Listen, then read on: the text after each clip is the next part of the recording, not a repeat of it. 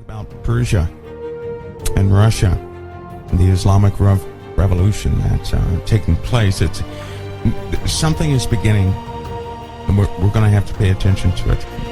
Croatia, all the way down to what's that place called? Albania, down to Greece. We're looking at a change in a demographic concerning the Middle East, and it's going to become quite serious. I'm going to let you guys know the role of the USA in this, and I'm going to be as gentle as I can. Here's what's happening, folks. I know that the USA is in the middle of an election year, right? So the world is certainly looking at this election, and even though it does not seem real, right? It doesn't seem real. The election is more like I don't know what it is, but it is, it's somewhat ridiculous. There are some things are clearly set up, all right? They're set up this way. People have been picked and chosen to do what they do for specific reasons, but it seems like a big show, right? Which really alerts me in my spirit that we have to be on our toes. You know, there are dates that I do have. There are dates that I have. I don't mind sharing those dates with you. So you might want to break out a notebook, all right? But you have to be sober, even with these dates, okay? You have to be sober. Now, you all have heard me say that 2017 is a target date. To the extent of that year, you have no idea. It's not a joke. It's not something for, it's not for popularity. Certainly, most of the things that I say make me unpopular. Go figure. So, before I get started, I'm going to ask each and every one of you to remain sober. Understand that your time here is very limited. That's a pretty bold statement, but you don't have that much time left. You may think you have time, but you don't. You're at the door of something according to scripture and prophecy. What you guys are seeing in the news, what you all are observing, I know it can be very confusing, but understand the final and ultimate goal here. The ultimate goal is to have a system in place in a very different way than what it is right now. The kingdom of the beast is functional because everything is bowing down before it. So what is the goal? That all kingdoms bow down in everything to the beast system, of which there will be a ruler appointed who will rule everything, but he's going to rule it in freedom.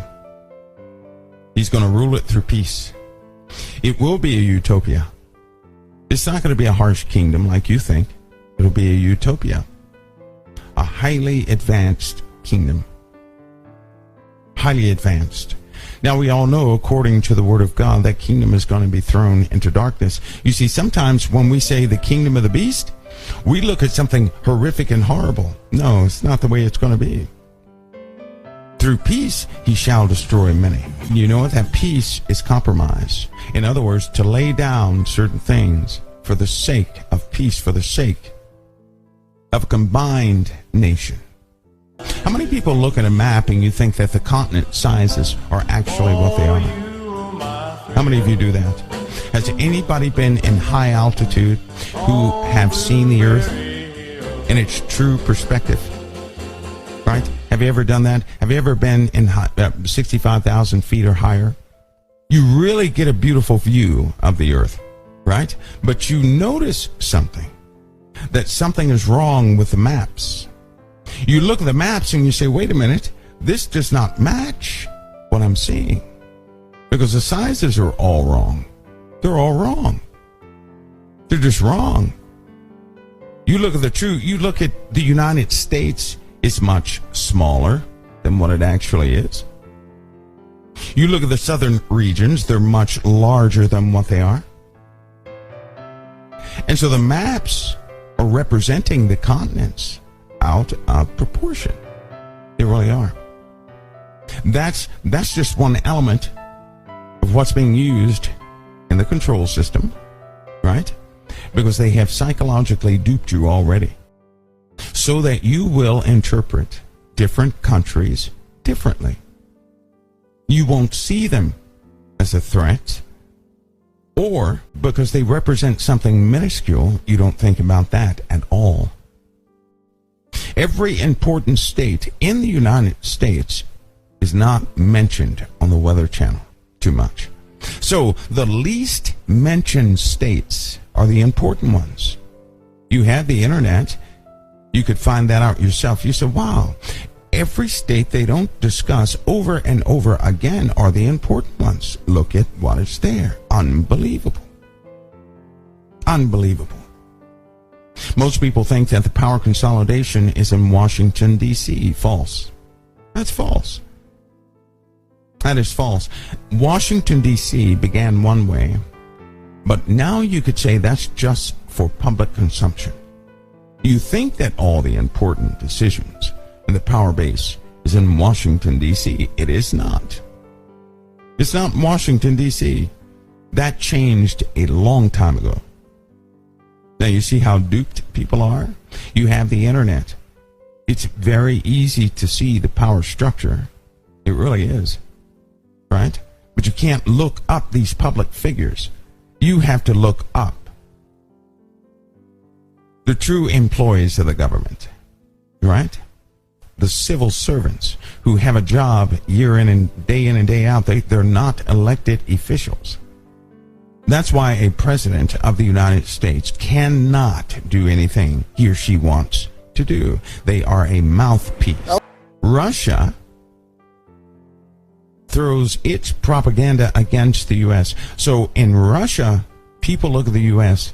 as this communist nation, honestly. A prison nation. That's how they look at the U.S. Now, Russia has decided to take a side with the Islamic world against the United States and Europe. Isn't it sad that all we have is Europe, ladies and gentlemen? You think that the U.S. is going to do something horrific to its people? I can tell you that the U.S. is going to fight for what's coming up. I can tell you that because the people want to fight. The U.S. is going to fight something, which is going to force most of your elitists away. I can also tell you that the U.S. is going to be under attack. From who? From what is called the Russia Islamic Revolution. Anybody ever heard that term before? That is the new Russia. It's the new Russia. The Russia Islamic Revolution is happening right before your eyes. It's wordplay, right? They don't call it that. You have to make that connection yourself. They don't call it that in public. There is a name for it officially. Who is Russia working with right now? The Islamic people, right? Who are they propping up? In your view, you see them propping up Syria, Assad, correct? The U.S. and Europe says Assad's got to go, correct? Russia says nobody's going to touch Assad because they're going to have to fight us if they do so. In fact, they said if anybody attempts to assassinate Assad or come and take him, that would be within an hour. That would be the trigger to a world war. Thus, NATO forces have recombined their strength, right? And certainly in Germany, parts of the Ukraine, Italy, France, Poland, right? All these places are preparing both their navies, their air forces, and their ground forces. Now, Navy and Air Force, I can see that. Why would they prepare ground forces? It's because Iran is planning an invasion of Italy, the Ukraine, parts of Greece, if Greece does not make a decision, so they can take over Turkey. You see, Iran wants Turkey.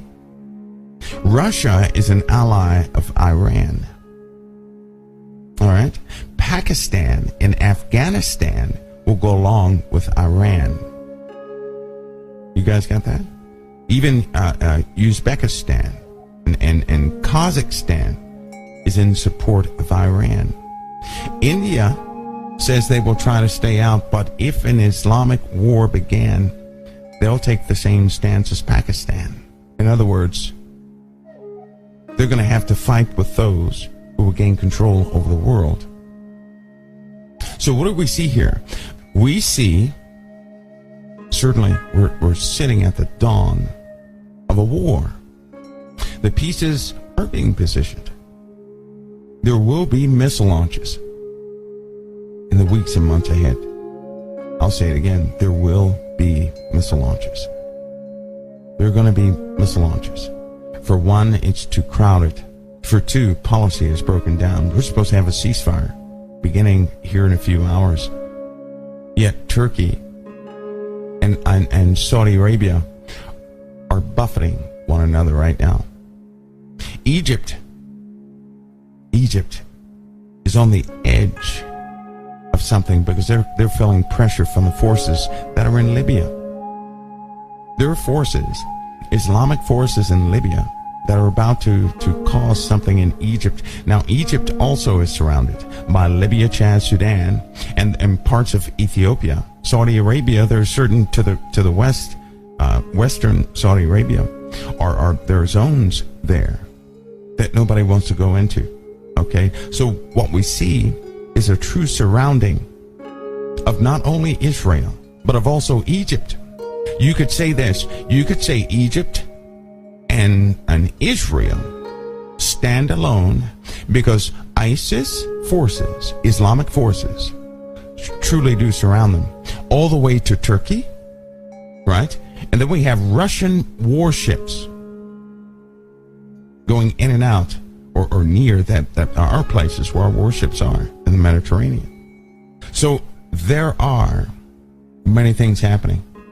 God warned us in his prophecies that when we saw Jerusalem surrounded by her enemies, to look up for your redemption draweth nigh.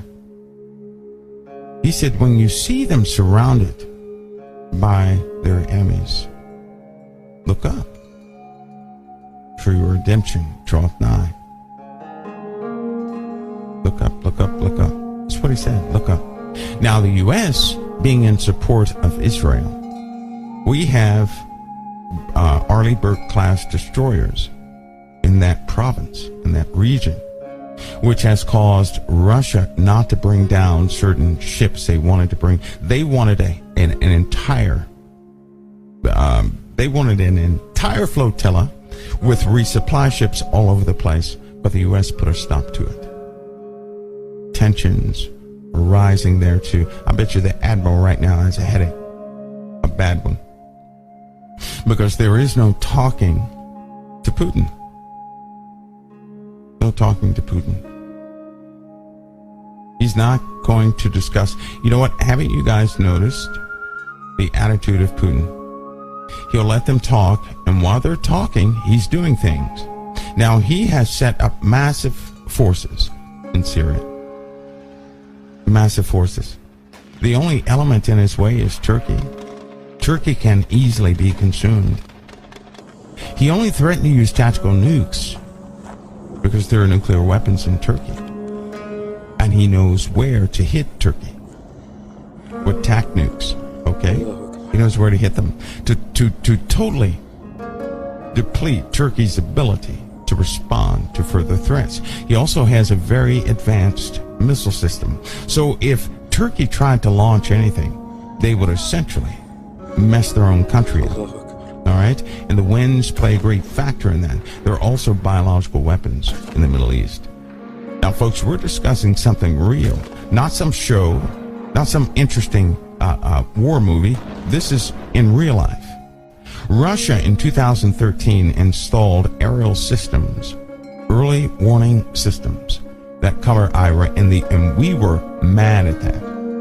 Let me tell you what happened with it. They cover the entire region, by the way. They cover their radar systems, cover the entire country of Iran. It covers Iraq. It covers Syria all the way down into Egypt. It covers all of Turkey, all the way over into the Ukraine and parts of Germany. These are early warning systems They installed them in a hurry in 2013 after they were told not to do it. You see, there were negotiations, and the U.S. lost airspace over there, which is also why we were forced out of certain Syrian airspaces. There were tight lines. Russia expanded their aerial coverage of Syria and just pushed us out of the way. Now, your president, Obama, and his staff, is not all him, it's everybody that's working with him. They decided to back off. They did. They decided to back off. But let me tell you something about a U.S. president, and likely why they're having an emergency meeting, the Bilderberg Group and everything else, because they deal with the money factor, and they're going to capitalize off the inevitable. But let me tell you something about the U.S. president versus other presidents in other countries. We truly do have democracy in this country. The other countries do not.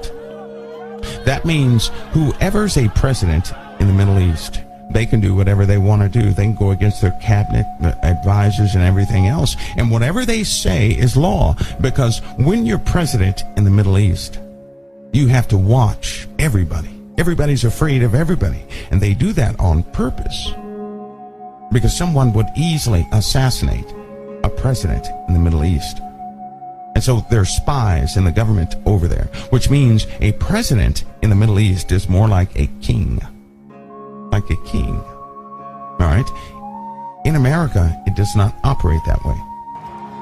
The president cannot do everything he wants to do, because, in a sense, they're mouthpieces. The real rulers in America are the civil servants who spent 30, 40 years in their specific jobs, who are doing a job day in and day out. And they get the president and other mouthpieces to present it to the people, so that the people can be informed in a certain way that they will go along with what has already been ruled on.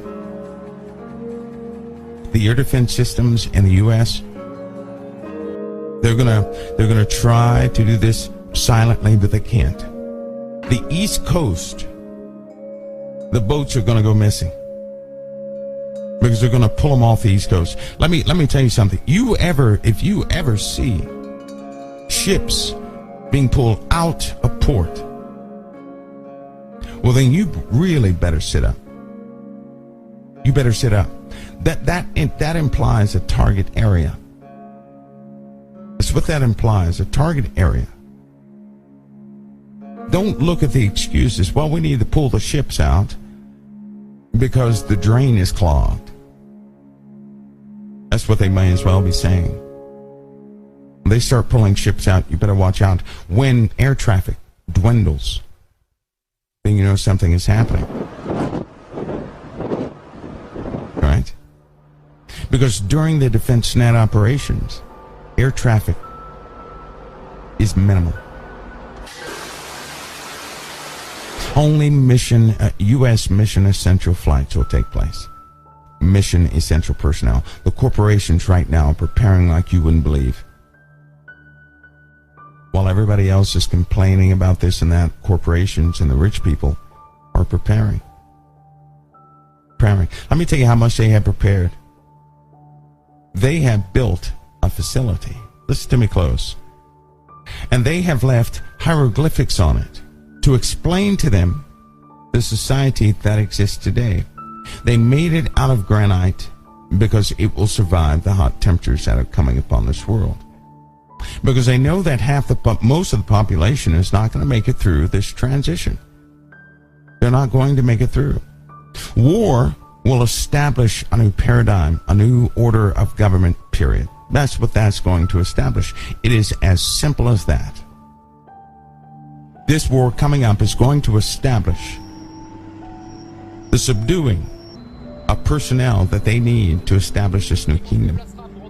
You see, if things were destroyed, right, and there was a government that was left, you know what people are going to do? It doesn't matter what government it is. Whatever government emerges from this mess, in the guise of peace, They're simply going to begin to service the people. And the people will go along with whatever's said. Most people think there's going to be some kind of violent takeover, right? They're going to come door to door and start shooting people in the head and this, that, and the other. Oh no, that's not even what the scripture says.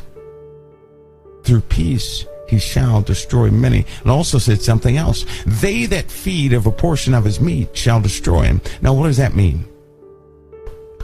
What does that mean? The same people who listen to this guy,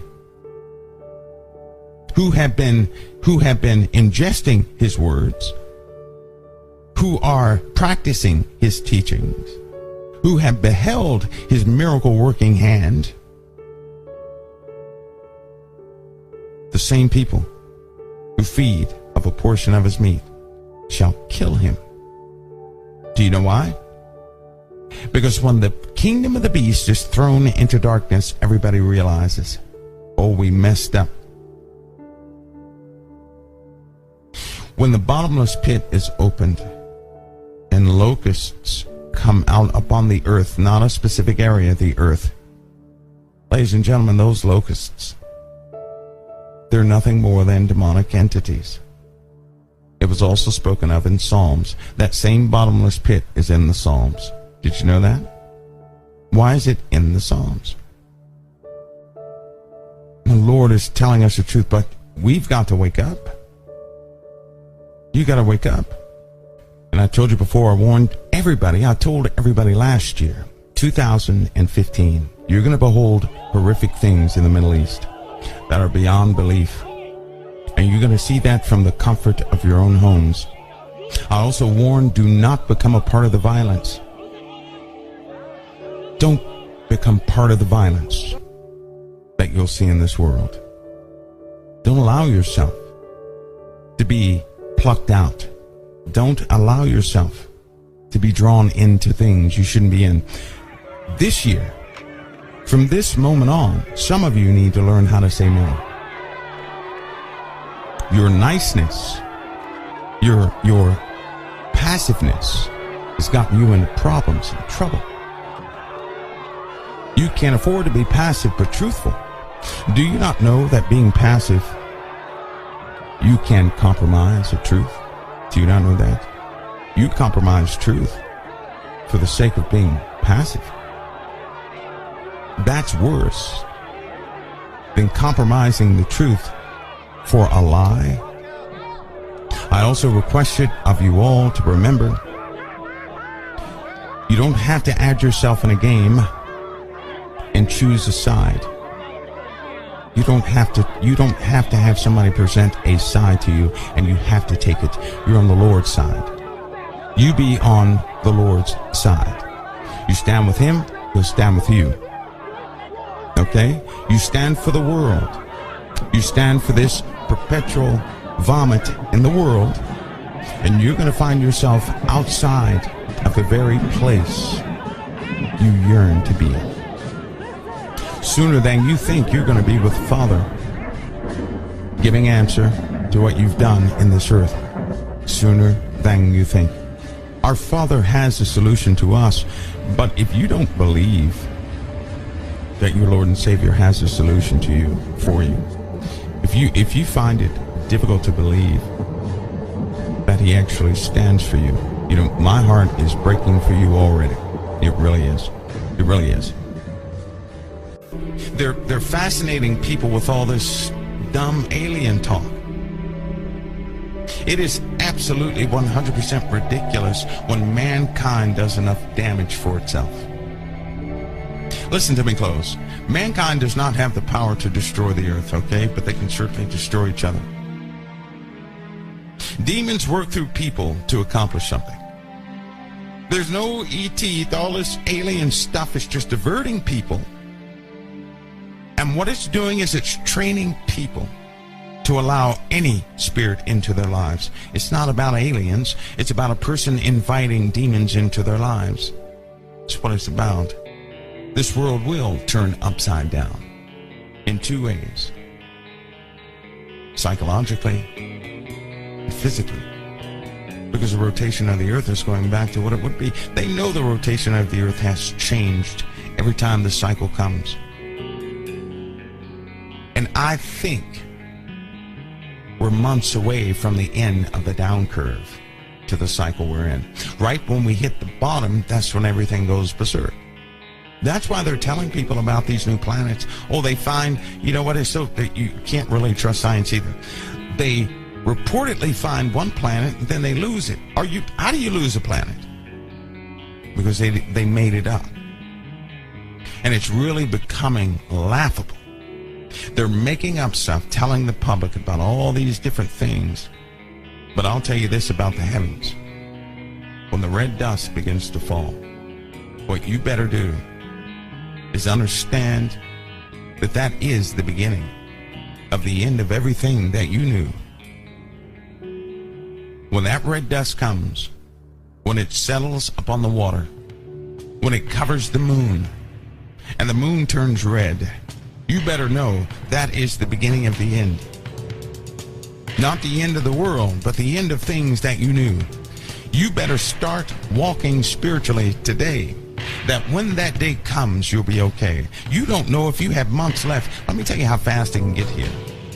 Can I tell you how fast it can get here? We could be here today talking on air, and that red dust could begin to fall tomorrow. Do you know why?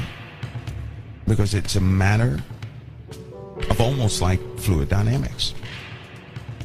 Certain parts of celestial mechanics. A lot of static involved, electronic discharges. But it's traveling so fast, it could be here upon us before anybody can notice it is even traveling. We know that we live in the time because 5 asteroids have been determined with the same material they dug up. Listen to what they've been doing. These archaeologists have been digging up dust and materials. So we send all these probes out in space, trying to read the debris of a tale of what's really passing, while they woo and awe you with things that are passing the earth in the public's eye.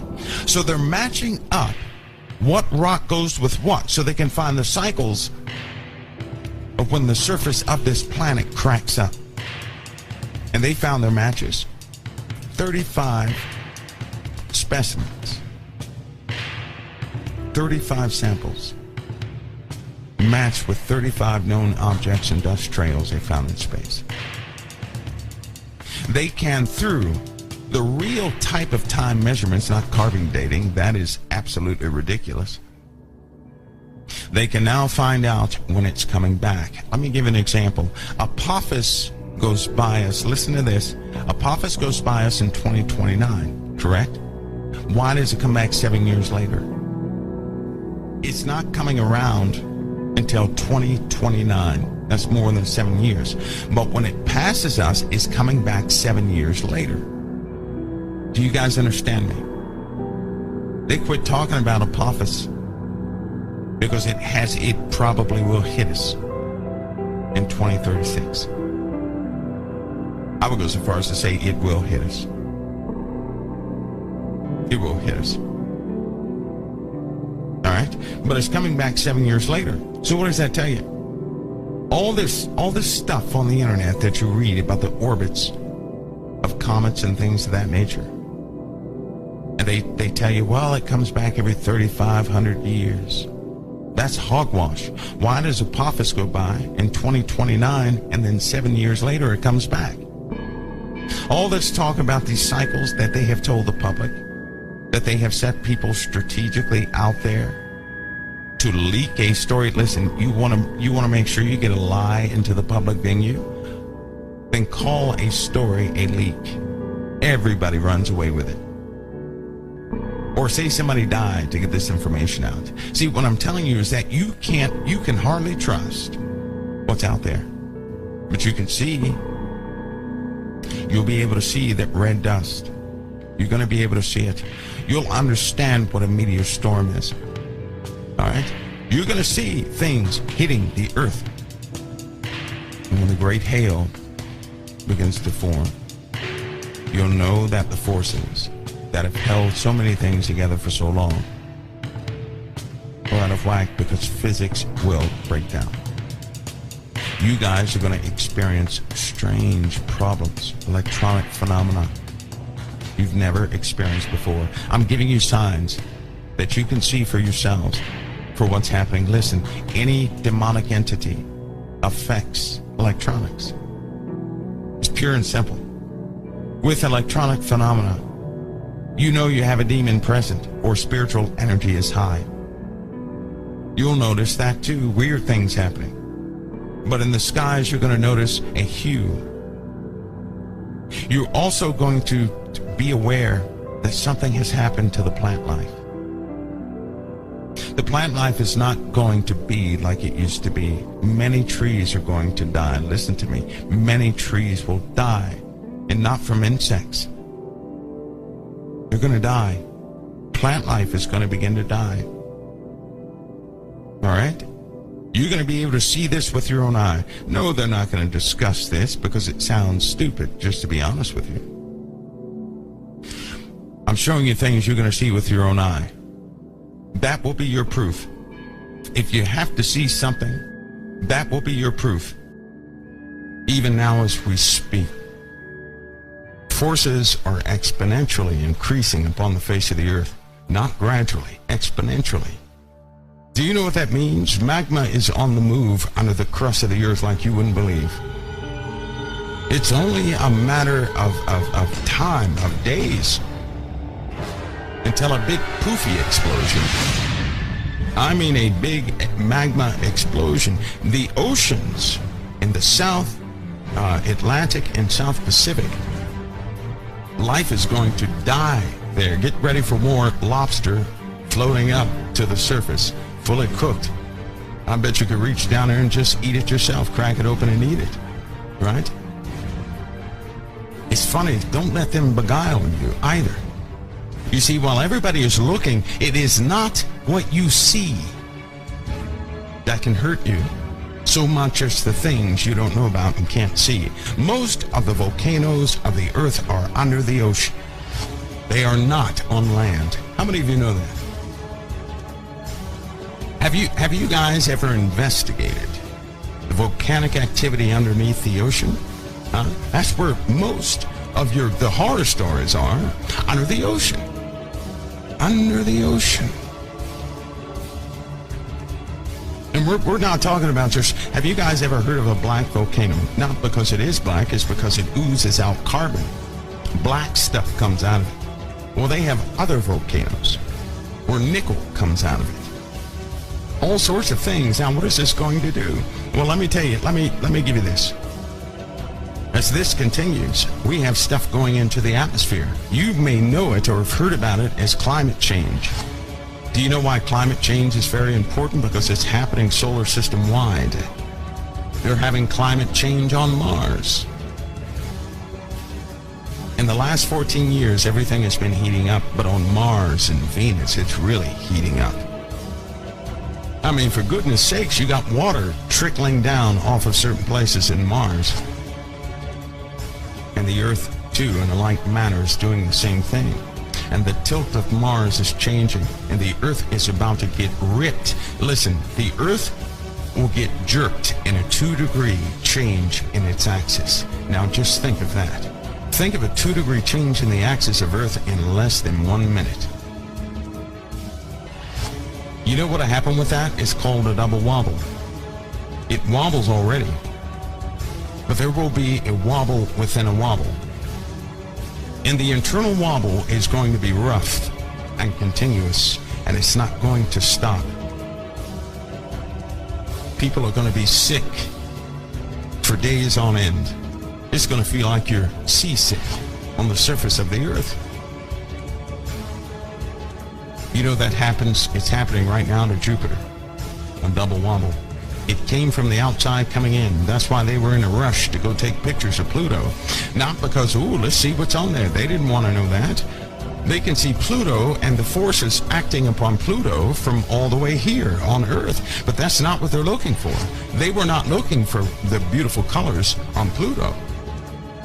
They wanted to see if there were, they have different sensors on what passed Pluto.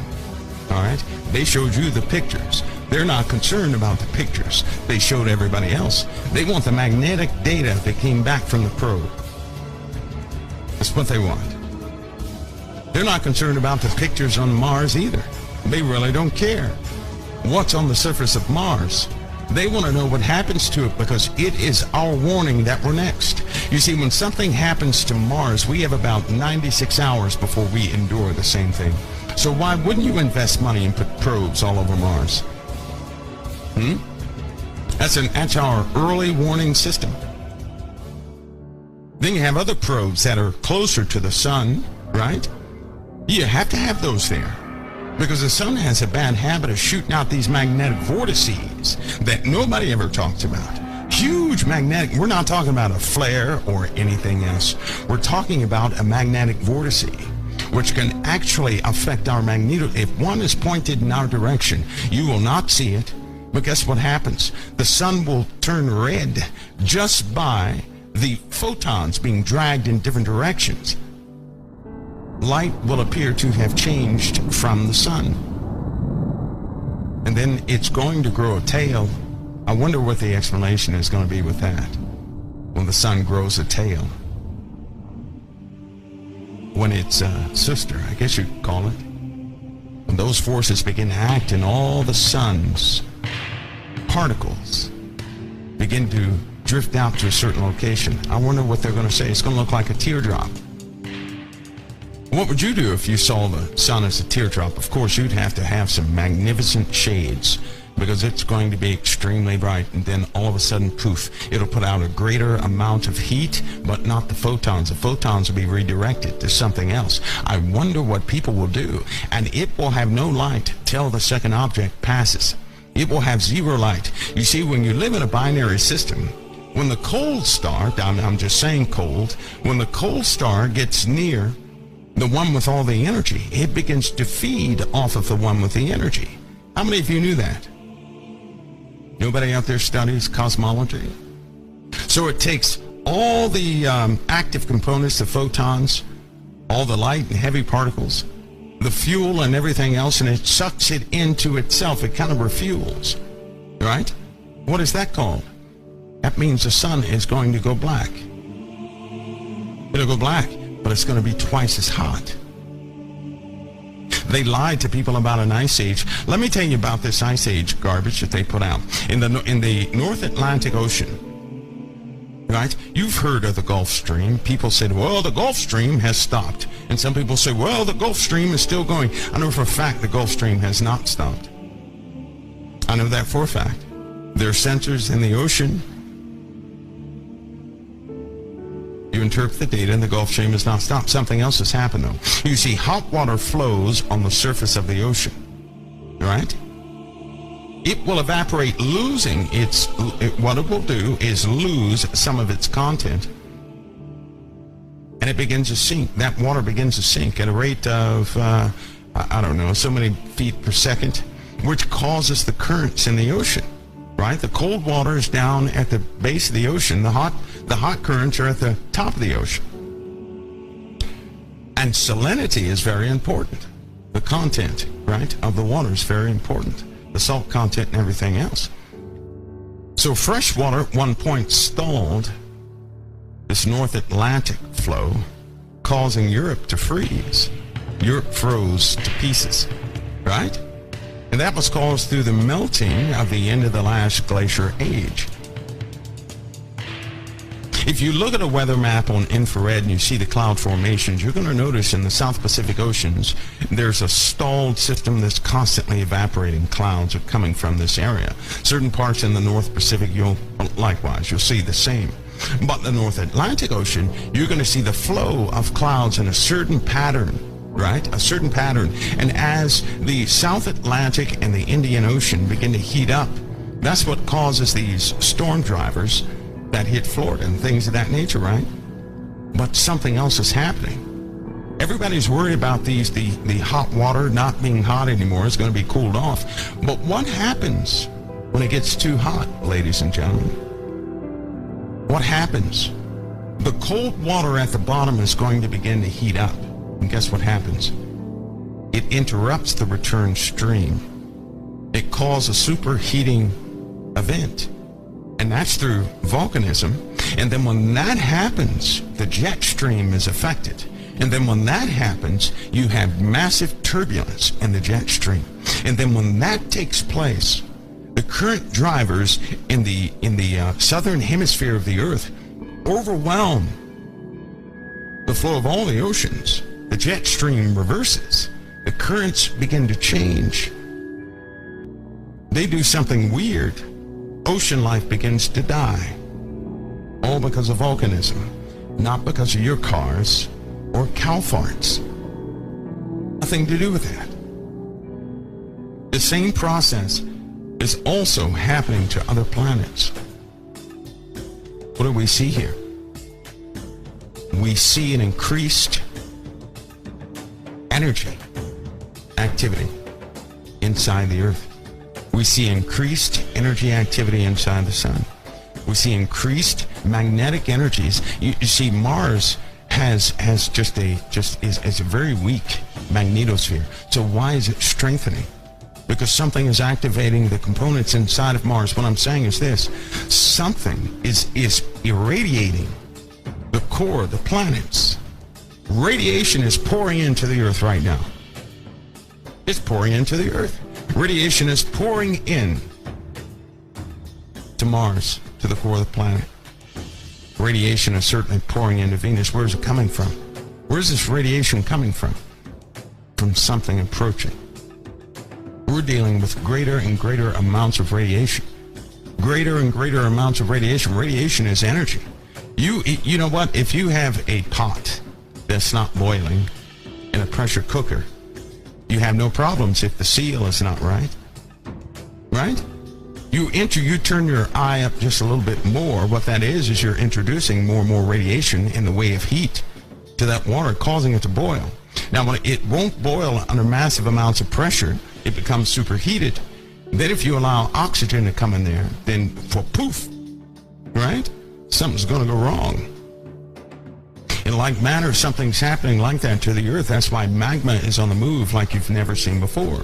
Some of the conduits that would stretch 200 kilometers, right, down to the source of where magma's normally generated, things of that nature, they too were on a cycle, kind of like the ocean currents. They too have a current, a cooling and a heating type current, cold and hot, right? Of course, you can't call magma cold. You can call it hot. But you had these cooler regions that would solidify back in the rock. What's happening is, it's not cooling. It's heating up, so the rock is disappearing. That's the only thing holding Yellowstone from going kapow. Right? It's the only thing holding Yellowstone back from doing that is that the rock is solidifying. But we have a problem. It's too much energy, too much heat. The heat factor is going up inside the Earth by external forces, which means nobody can do anything about it. It's coming from out there.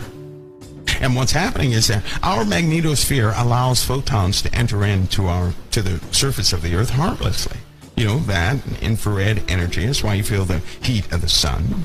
But it blocks ultraviolet, so does our atmosphere and everything else. But what's happening is, through atmospheric compression and changes in our magnetosphere, charged particles are coming in to the surface of the Earth, and they go right through the surface into the core, where they're already, they're just activating the core of the Earth. I mean, making it hyper, like somebody needs to get the core of the Earth some Ritalin to, slow down. But this is a process this Earth has undergone. They won't tell you this. This has happened before.